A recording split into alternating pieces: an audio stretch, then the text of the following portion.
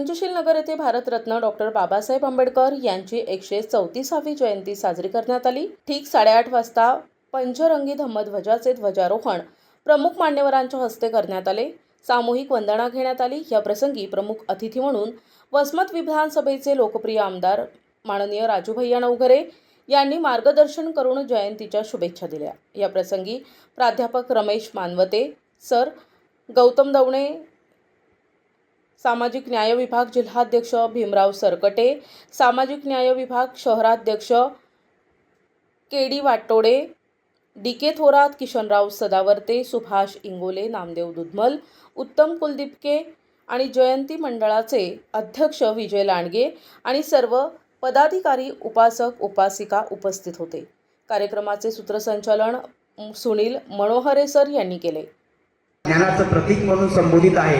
एक जगाचं नेतृत्व म्हणून भारतरत्न डॉक्टर बाबासाहेब आंबेडकरांकडे पाहिलं जात आहे।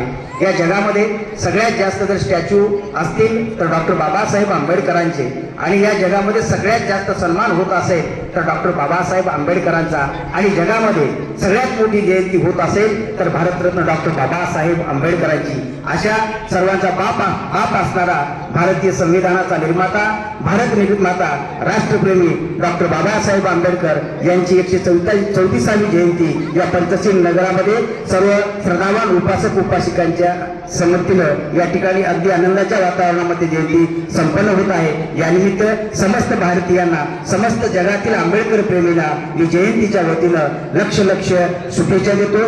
जय भीम, नमो बुद्धाय। सर्वांना सविनय क्रांतिकारी जय भीम। प्रतिनिधी नंदू परदेशी, NTV न्यूज मराठी, वसमत, हिंगोली।